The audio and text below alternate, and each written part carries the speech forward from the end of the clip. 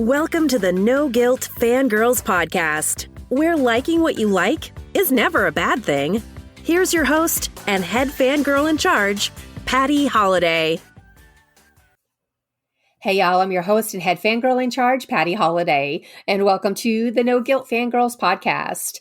Now, don't forget, if you're new around here, go ahead and hit subscribe, go ahead and leave a 5-star rating or a review.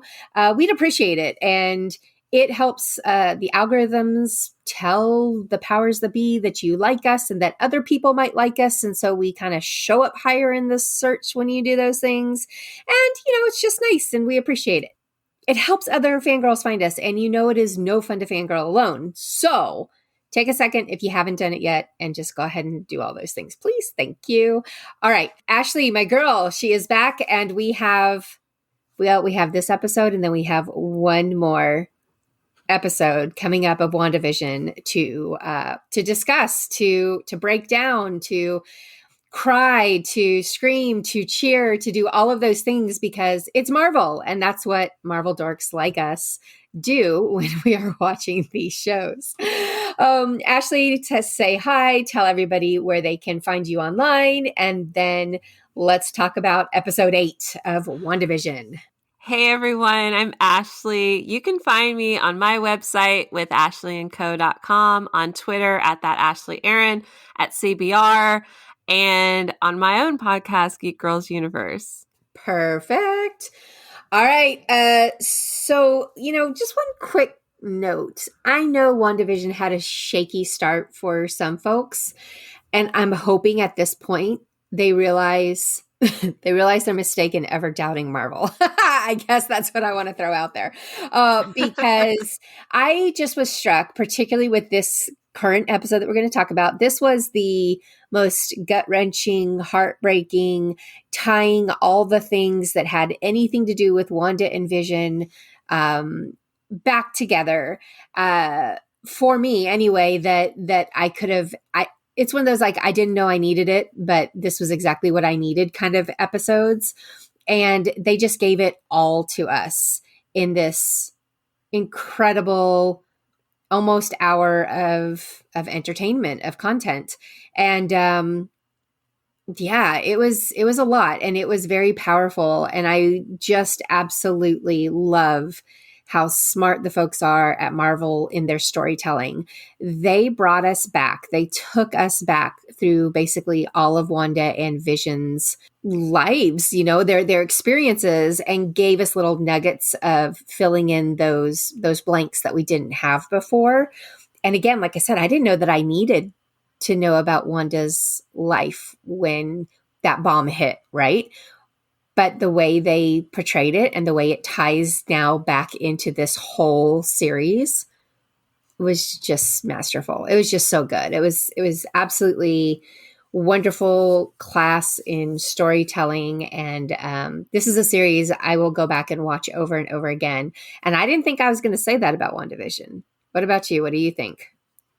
When they first announced it, because it is like the weirdest, right, of all the shows announced, I was like, I'll watch it. It's going to tie into the movies. It should be interesting. I had no idea I was going to love it as much as I do. Right. I honestly thought this was going to be like that. Okay, pat it on the head. Cute. We watched WandaVision. Move on. Not this very incredible, intense ride that they have taken us on that started with a whole, Dick Van Dyke tripping over or not even tripping over this time. He walked through the chair scenes.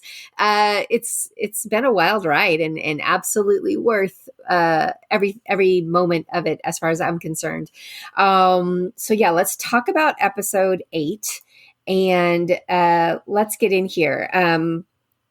As we go through this, I just want to make 2 comments before I forget them as we go on. There were 2 main things that stood out to me for this episode.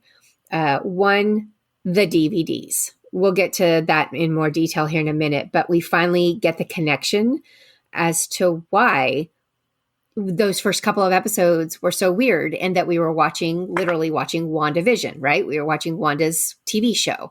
And now we know why, because they brought it all back around for us very clearly.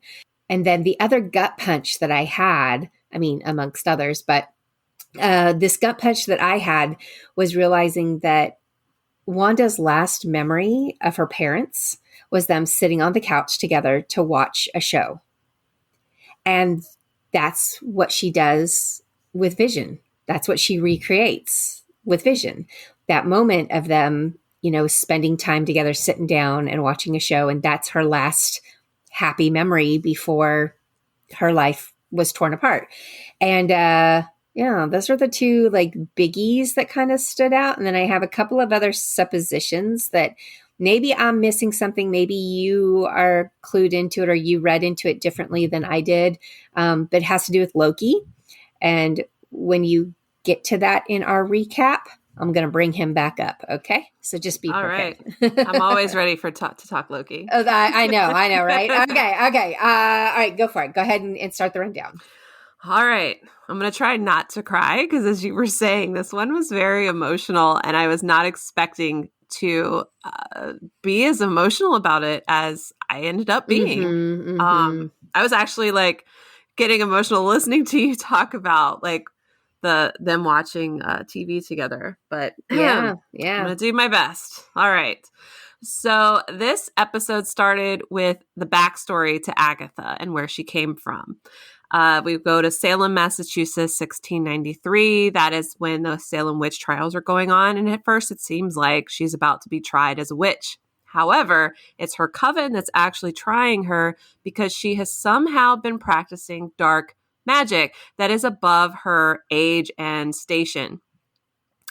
This, to me, ties into the fact that she has that glowing book, which my theory is it is the Darkhold, and that book, and by proxy, the spirit that possesses it, is the one that taught her how to do this magic, because she clearly was not there yet, based on how her mother, whom she murdered, was acting. We also see that the brooch that Agatha has been wearing was once her mother's.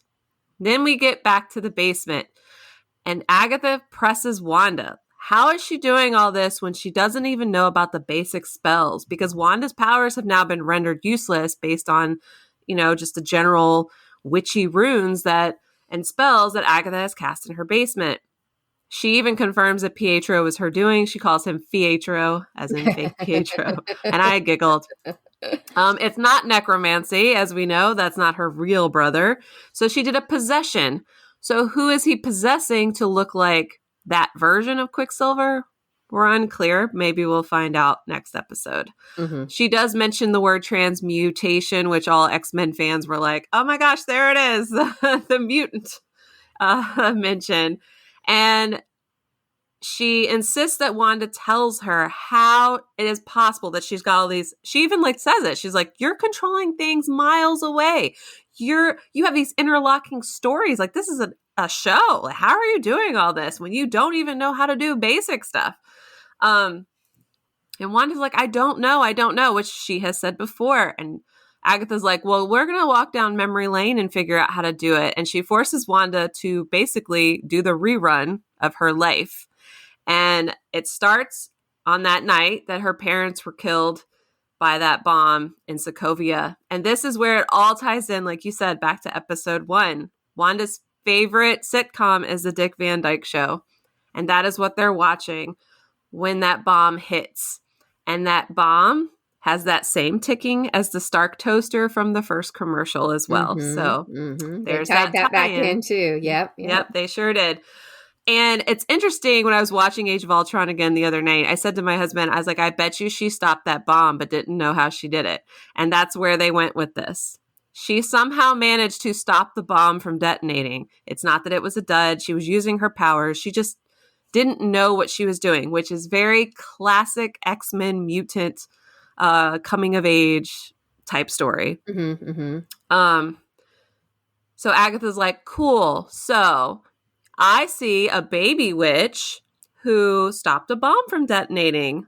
But how did we get here, Wanda, with this massive use of power you got? So next we go to the Hydra facility where she and her brother were experimented upon using Loki's scepter to unlock their powers, so to speak. All right, this is our Loki reference. This is our Loki reference number 1, right? Yes, Loki reference number 1. So, I just know, this has been in the story all along, but I also know how Marvel works, and I know that they don't bring something into a story or some prominent item or whatever without having some kind of tie-in.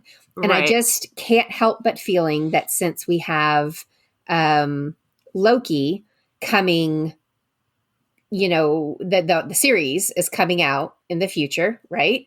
Mm-hmm. That we're getting at some heavy Loki vibes here. Now, one thing I wanted to mention was when they were sitting on the couch and they were getting ready to watch a show and they said something about shenanigans and they try to describe what a shenanigans is. And they're like, mischief and, scary, but not really scary and kind of stuff. But anyway, when my ears just perked up, my Tom Hiddleston, please give me more Tom Hiddleston ears perked up.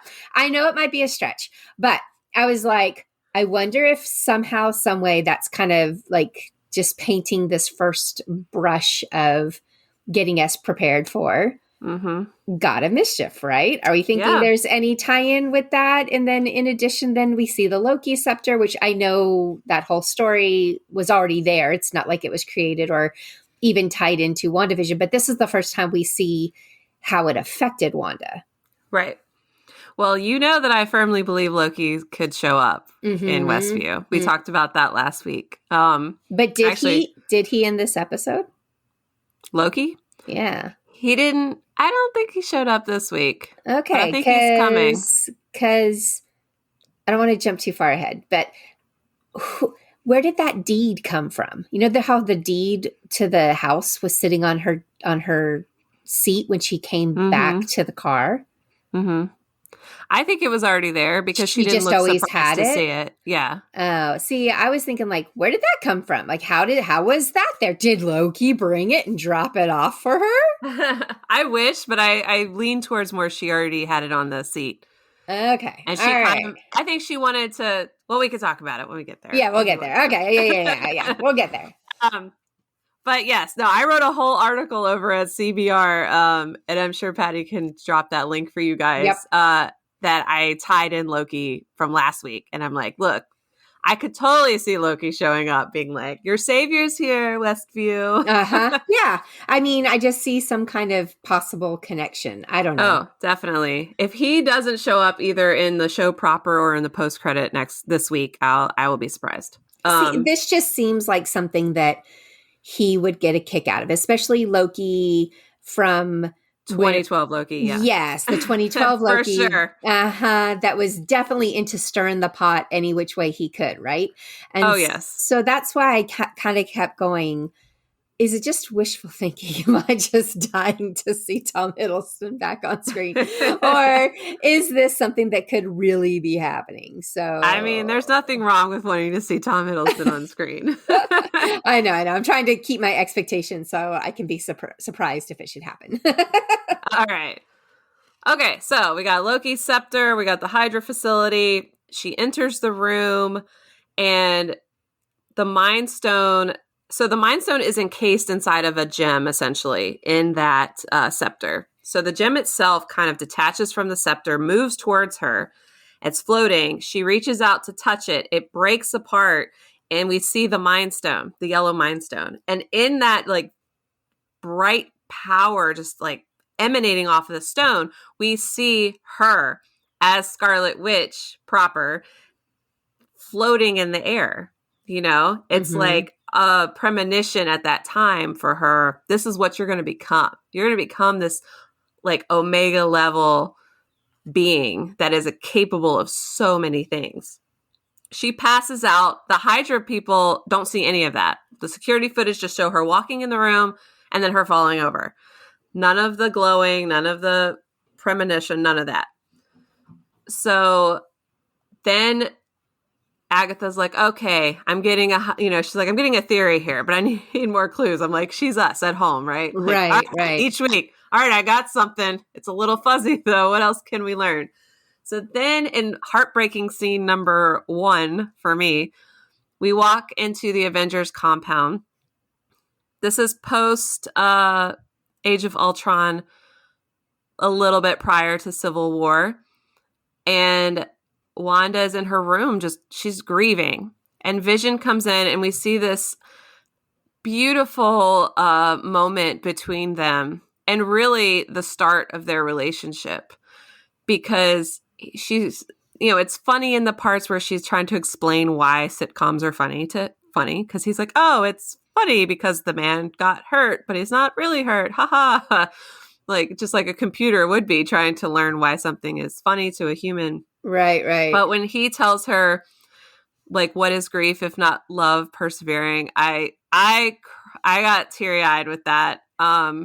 Whoever wrote that line, like, won the year, because that was a beautiful, important, expressive, perfectly put line, and then it was placed right in the right spot for this show. Yeah. So that line was just gorgeous. It was beautiful. And it made me think, like, we know that in Civil War, Tony is like, how did you get distracted? You're not supposed to be distracted during the battle. And Vision was like, I'm not sure. But this is where it started, clearly, where he becomes distracted by her. He's becoming more human, less android.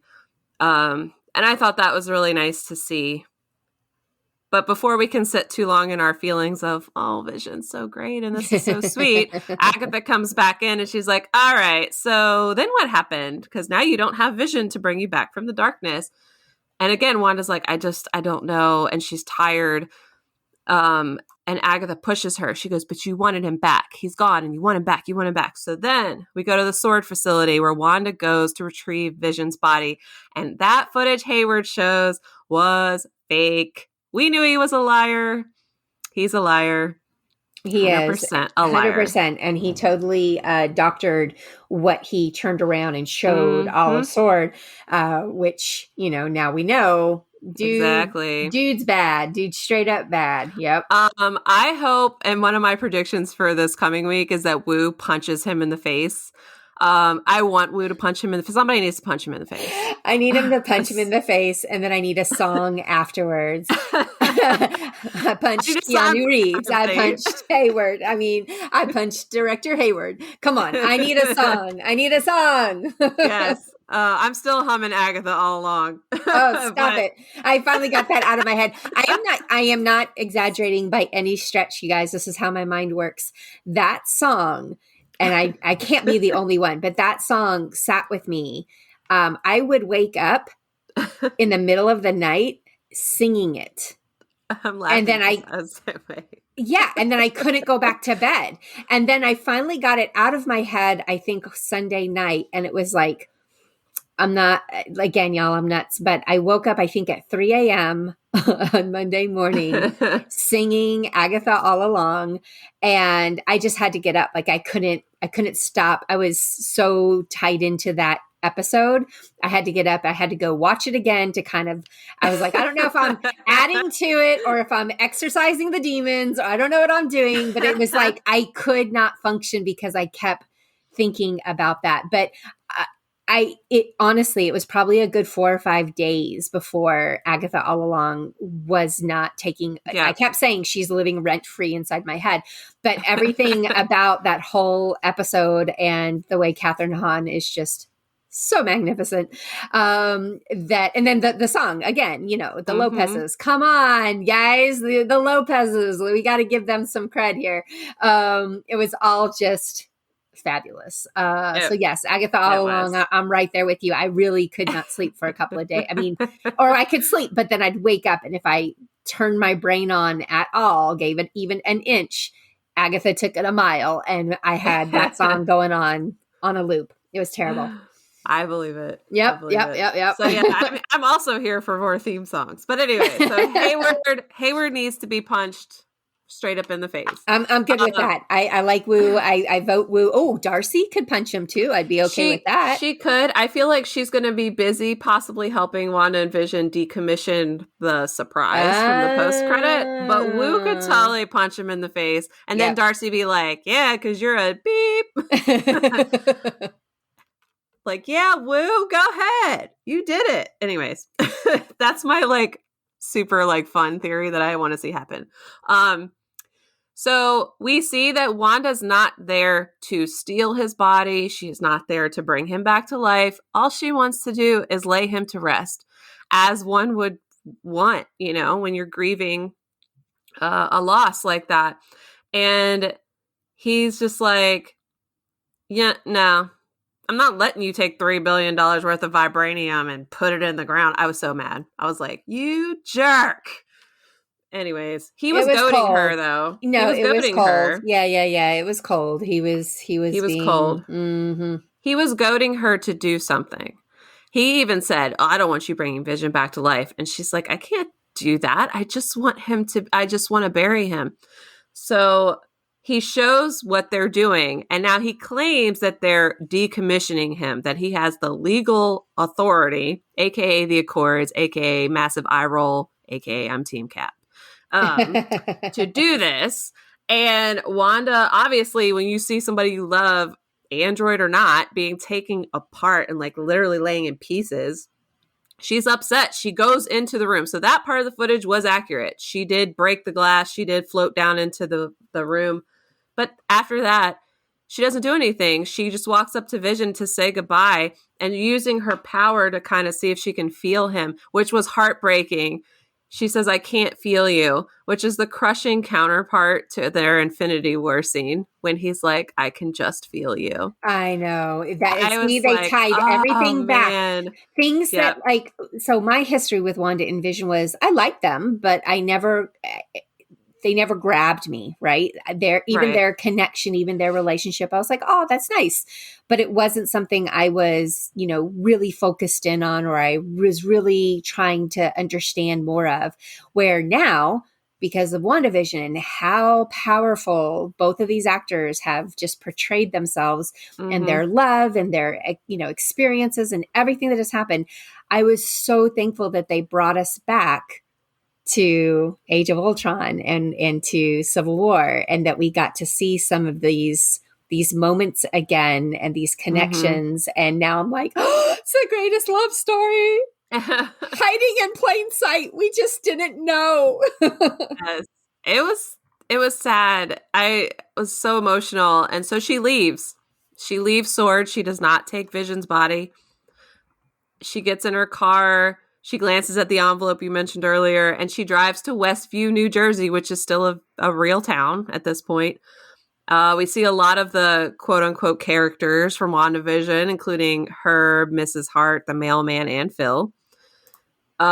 Just doing life in town. You can tell the town is still like rebuilding, right? From the blip and everything that happened. And she drives to like the end of this cul-de-sac to where their home is. And what was in the envelope was the property deed. I'm going to get like really emotional. The property deed for their house that they bought. And she's looking at it, and Vision wrote, to grow old in, with that heart. And I was just like, I was crushed. I was crushed for her. I was too. That was so very sweet. But I was also, like I said, I was a little confused as to like, wait, did she always have that? Did that just show up? Like, what's happening here? And that's why I kept thinking that, like, she found it on her seat when she came back from that whole experience. But like you said, it probably makes a lot more sense, and it's a lot simpler to just that she had it with her. She took it with her when she went in to see his body, and she was just planning on burying him, and that's what was going to happen. And then she didn't get that, and so instead, she's just filled with all this powerful emotion and that tidal wave of grief that she's having. And she heads off to the city and the location that Vision had bought for her. It kind of reminded me of, Rogue One is essentially the opening crawl of A New Hope. And now when you go back and watch A New Hope, it's like it's more traumatic for you because you've seen what that sacrifice is. So when she said to Thanos in Endgame, you took everything from me. Of course, we thought at the time she was just referring to Vision. But honestly, this point, when I saw this scene, it's that came to mind. And it was just like, he took everything, like everything. Like I just had total chills just go through my body because yes, you know, that moment he took her love, he took her future, he took her happiness, he took like her life essentially. And we're seeing it now, like in full, you know, unfiltered like emotion, and it was crushing. See, this crushing. And again, like I know I keep harping back on it, but guys, I just have to express this. I have to get it out of my head. This is what I'm talking about, though. Like that moment when I watched it happen in Endgame was powerful. Mm-hmm. It was a big deal. She was emotional. It meant a lot. But now that we've really explored Wanda and what happened to her and how her life came to be and how her experiences came to be and how her relationship and how her and Vision became a thing. Now, when I go back and watch those shows, especially that moment, I won't be able to handle it. I will be just sitting there flooding the place with tears because, whoa, right? Like the connections that they have made going backwards is just so smart and so fantastic. And I love them for this. I love a good storytelling technique. And I feel like they did this without feeling cheesy. Like, and it wasn't, you know, like smacking us over the head, making it, I felt like it was also just a very subtly, very beautifully done portrayal. And I just enjoyed it a whole heck of a lot. And now, I mean, watching that scene, those last 15 minutes or whatever of Endgame are hard enough. I'm not sure if I can make it through now. Yeah, it's tough. So as you said, she's standing there, she's overwhelmed with her grief, and her power just kind of explodes out from her. It covers the town, it creates the hex. And this would explain why she didn't really know what happened, because she wasn't actively trying to create this magic. It just kind of happened out of her grief, out of that raw, just that raw emotion that she had. So as everything gets changed over and it's the 1950s version, what we see in episode 1, again, it all goes back. She's then standing inside this house that Vision and her were supposed to build together. And out of her body, her power's coming out red, and it's forming Vision in his, like, you know, the yellow Mind Stone type power. Glow, I guess, because each power has its own color. And it explains why Vision can't leave the hex. He's clearly tied to the magic of the hex. But he's definitely still sentient because she can't control him. So it's a very interesting thing to think about, that this Vision is alive enough to not be a puppet, and he retains powers that he got from the Mind Stone. Yeah. We haven't seen him do the blasty, I don't know, for lack of a better phrase, the blasty thing from the top of his head, but we've seen him phase, we've seen him fly. So yeah, it's just interesting. Then it cuts to Agatha on set just clapping. She's sitting in the audience chairs. You and I have both done set visits. I laughed because I was like, I've sat in chairs like that. Yep, right? yep. I've been on sets. And it was so funny to see because you know that's actually the set. And Agatha's applauding. And she's like, oh, great. I finally figured it out. And she goes, this is chaos magic, which is a total comic callback. And he dubs her the Scarlet Witch. But the way in which she says it, right? She goes, you're the Scarlet Witch. You're something of legend. You're something of myth. So it's almost like she is that Omega level mutant, which are godlike mutants, which that's what it makes it sound like, right? That you're this legendary myth that's not supposed to exist, this all-powerful witch. Okay, so question to you. So you threw in witch, you threw in mutants. In the comics, are they exclusive or are they the same things? Like, in other words, is Agatha also a mutant because she's a witch, or is a witch and a mutant is a mutant? It just turns out that she's a witch and a mutant. Like she got both. She got blessed with the GNA superpowers. So a witch is a witch and a mutant is a mutant. Wanda just happens to be called the Scarlet Witch. So I think they're kind of, and the way they kind of presented her in this, well, so far, I mean, right? She called her a baby witch, but what unlocks your power? So it could be that she's kind of like a hybrid version, unless they're going to lean full on into she had the X gene and the Mind Stone kind of made it more powerful. So we'll see. But yes, no, they're not. You don't have to be. You're one or the other, typically. Wanda's just very special. Gotcha. Okay, cool. So, of course, Agatha still has her kids. Right. And that's kind of where we end, right? Is that she is like, you're the Scarlet Witch. And it ends with Agatha with the kids, her cackling about it, the revelation. And then there's that post-credit scene. And this post-credit scene was something out of a Marvel movie, honestly. This was like a big reveal at the end of, Avengers or something where you're like, holy crap, now I got to wait a year to figure out what's going on. But we only had to wait 7 days, so it's coming. But we see that Hayward and his shady self kept Vision's body. He wasn't, quote, decommissioning him or taking him apart, which we knew. We knew it. Rather, he's been trying to bring Vision's body back online, but has not been able to do so.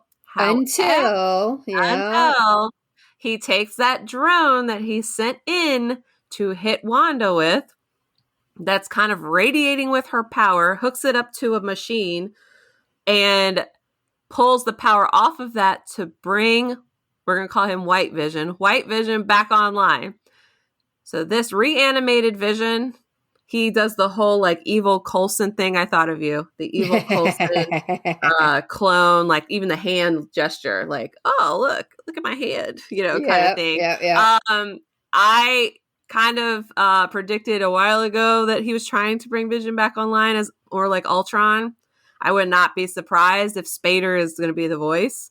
That would be so cool, honestly. It's been rumored that was the deal. I can't remember if somebody saw his name on a credits, list that got leaked or what the deal was. But yeah, that's the rumor, is that that's one of, I don't know if that is the big reveal in this next one, but if that's it, no offense, Marvel, but that's not Luke Skywalker Mandalorian reveal level. Okay, so I'm still holding out that I get like Keanu Reeves showing up somehow in the MCU. I'd be okay with that. Right. Or Loki kind of pops in and pops out, or something that would be cool.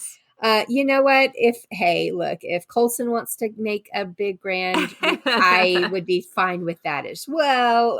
But anyway, I had heard that's possible. Yeah. And I mean, based on what we saw with this end credit scene, I think that's a highly likely probability that we're going to see. Mm-hmm. Yeah. It'll be interesting to see this Vision take on our Vision, I guess. Because this Vision won't have any of the Mind Stone capabilities that Hex Vision does. Right, but Hex Vision also has like emotions and decency, and this Vision is going to be ruthless. He's literally what Ultron wanted him to be, the final form. Mm-hmm. I don't think, to ease your fears, I don't think Spader is the big reveal, because Bettany was saying it was someone he hadn't worked with. Oh, and he's worked with him before. They've obviously worked together. Right. And also, like, I feel like that one, I feel like they've done it like Baby Yoda. They've kept it off the internet, so no one actually knows who the actual reveal is going to be. It's Keanu Reeves. I mean, I saw one theory that it would be Pacino as the devil, and I was like, oh my God, I'm here for it. Like, you have no idea. I'd be so excited. Like, as an old Mephisto, before he reabsorbs the kids, kind of like Mother Gothel. Like, can you imagine Pacino could nail it and not even speak and just sit there and just be so cool and devilish. And then he reabsorbs the kids and becomes young. And then maybe Keanu's the younger Mephisto. Oh my gosh, that would be banana pants. That would because that would call back to the devil's advocate. That's what I was going to say. That would be yes. That would be throwing back to that wild movie. Oh my gosh, so good though. It's trippy. Yes. I'm here for it. I'm here for it. That and Wu punching Hayward and Monica like beating the crap out of Fietro. Fietro. Oh, that's right. Monica wasn't in this episode at all. So something. No, Where's because Monica? all this was kind of happening while I guess Monica's dealing with Fietro. Okay, I'm not even exaggerating. This last episode needs to be like 3 hours long because I think I saw it's going to be 50 minutes. It's not long enough, Marvel. It's not. I don't see how you can tie all this up. Which they're like going, we know. That's why you're going to come back and go see the movie when it comes out. Patty Holiday, we know how this works. And I'm going to be like, yeah, you know how this works.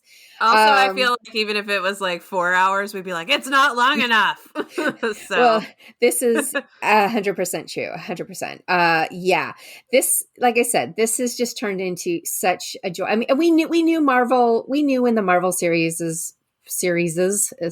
were announced that it was going to be very cool and very amazing, but we had no idea what they would bring us and what level of production. And then I remember reading, in fact, one of our mutual friends, her husband is involved with casting of Marvel stuff. And she had said that we will all be blown away by the quality of the shows once they come out. Like, in other words, they weren't skimping just because it was on TV. It was still going to be Marvel quality, big screen TV or big screen, experience just on Disney Plus. Right. And I can't say, she didn't oversell it. I feel like that's literally what we've gotten and what we are enjoying. And it's just been, it's been a fantastic ride, and it's got me very excited to see where all these next series are going to take it. Mm-hmm. So yeah. So tell me what you think is going to happen. I honestly haven't put any true, real, actual thoughts down as to what I expect to happen in the final episode. My only expectation is that we're going to get a teaser for Captain Marvel 2. Monica's powers are going to be blown up for us, or something is going to happen there where we're going to get a little teaser there. Obviously, we're going to get a cliffhanger of some sort that, or maybe it's end credit scenes of some sort that get us prepped for Doctor Strange 2. Maybe Doctor Strange is going to show up, right? Because the people have been talking about that as well all along. And then, maybe something with a Loki tie-in for the series. And I just keep saying that because Loki's whole shtick is going to be a time travel situation. And again, the fact that this whole process just seems like something he would enjoy. The 2012 Loki would really think this was a hilarious situation that all these fools have gotten themselves into. So that's a stretch. I mean, I think because I want it so bad, I don't really think it's going to happen. So I'm not putting a lot of hope on that. But those are my only two big three, if you want, big things, is that I just feel like they're going to prep us for future Marvel experiences in this last hour that we may not even catch. People like me may not even, you will probably catch it all, but people like me may not even catch it all until those shows start coming out, or until those movies start coming out. And then we'll see the tiebacks to WandaVision. We'll be mind blown again. Right. So that's my expectation. That's all I have. I don't know if the kids are going to come back and actually be kept. I know that in the comics, they don't. They go away and then they come back again later, right? I just have a hard time, I think, as a parent and being touchy-feely and watching this with kids, having Marvel put that on screen where somebody absorbs kids or what. I don't know. It just feels like it's going to be a harder sell for audiences to accept. Now that it's okay for comic book audiences, but for moviegoers, does that make sense? You know what I'm saying? We're not as into the weird as you guys are as comic book readers, right? And so that's my only question is I'm not sure that they're going to actually like make them go away unless they go away in the sense that they were really never there. They were completely made up. Like, you know, we were all being fooled, which I don't think is the case. I feel like Darcy said, "Oh no, those are Wanda's babies." And Monica was like, "No, I birthed those babies. I helped, you know, they're real." So I don't feel like they're fake, but anyway, so I guess that's all I got is I don't know. What are your expectations based on comic books and or just your gut feeling? Because so far you've been pretty spot on. So, all right. I think we're going to see Wanda's new suit that has been kind of hinted at in the character posters. It will look the overall outline will be like what she saw in the Mind Stone vision. She'll wear the headdress. I believe the headdress might help her kind of control these chaos powers of hers until she learns better management. That headdress may or may not be given to her by Doctor Strange. However, I do believe he's going to show up, if not in the show, in the post credits for sure. I believe that Vision will be completely annihilated. I think he's going to sacrifice himself with the help of Darcy, Wanda, and I think there's a redemptive arc for Agatha as well. That together they'll take out White Vision. And to the point where there is no bringing him back, right? He'll be dust. But I think in the process, it's going to take our Vision as well. Here's the thing. I can't with killing off Vision a third time. I know. It's like, kind of traumatic, but I don't really see him moving forward. I know, but I can't. And it's not just an emotional I can't. It's almost like the storyline version. Like, how many times you can kill this guy off? You know? Right. So I'm kind of hoping that maybe there is some way they're able to redeem him. Maybe not in the continuity sense, because yes, you're right. He lives in the hex. He can't not exist except for in the hex. But maybe there's some goodbye for now, Wanda. Shuri will bring me back in Black Panther 2. See, look, I'm throwing out Black Panther 2. You know what I'm saying? Like, put me on that Google, put me on your hard drive, and I'll come back and see you when she's able to get me rebooted in my new form or whatever. I don't know. I just need some hope that there's some future for them in some way, and that it's not a complete and total, like, he is for real gone this time. And that's not just because I need more Paul Bettany, because he's just been fabulous in this, but it's truly the storytelling element of it all that I just feel like crushing us a third time. Like, how many times can Vision go through this? Yeah. Would be a big negative to me. I will be very salty if they kill him off completely. I'm okay if they kill him off for now with the idea that we're going to bring him back, but I'm going to be pretty salty if it's a straight up, like, he gone. Yeah. I mean, I see that. I could see there being a way forward using Shuri's technology in Wakanda for sure. But I think I'll stay with he's not making it out of this series, at least. Even if he comes back later. I do believe the kids are going to be gone. I agree. It would be hard to watch as a parent, as a human. I feel like, when it comes to kids and this reabsorption thing, I don't know how they're going to handle it. They might age them up so it's less dramatic for us to watch, or traumatic, I guess. Or, random thought, he absorbs them, but there's still a way to get them back, kind of thing. And she needs Strange's help. So not a dead, but a comic dead where they can come back as well. I think we're going to get the Mephisto or whoever the real big bad is. I think that reveal's coming.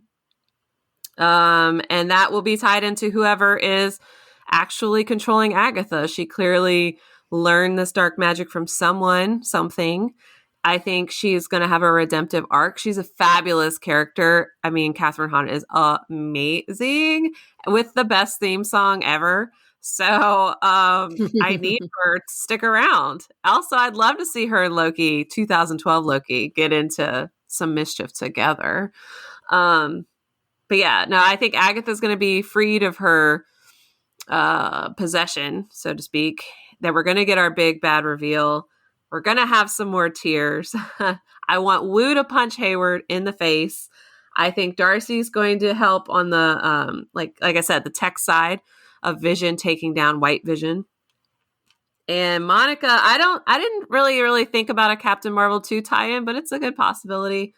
I see her using her powers, maybe just a smidgen, like as a tease. You know, it's like ooh, look what I can do. But you'll have to wait to see more as she takes out fake Pietro. Pietro might end up being Franklin, the beekeeper who went missing. Oh, look at you.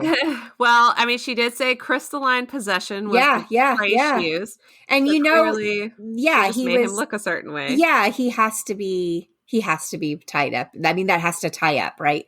I need to know about the beekeeper. So yes, I'm with, okay, that one I'm on board with. Let's make that happen. Yes. And like I said, I think Loki's going to show up, or there's going to be another massive reference to him in his show. And I think the final shot will be Wanda will return in Spider-Man No Way Home. Okay. All right. And that's where I land. That's my thoughts. Well, we shall see. And everybody that is, oh my gosh, I think I'm going to have to do it. I think I'm going to have to stay up till 3 a.m. I know. I was thinking the same thing. I'm like, so text me if you're up. I will. Yeah. And I got to see what happens. I've been pretty good about waiting until my family gets up and gets moving and we're able to sit and watch it together, which is why every Friday Ashley's like, and I'm like, I haven't watched it yet. Nice. I am not that one. I watched it without them several times. Normally I am, but what happened when the series first started, nobody was interested. I couldn't get them to sit down and watch.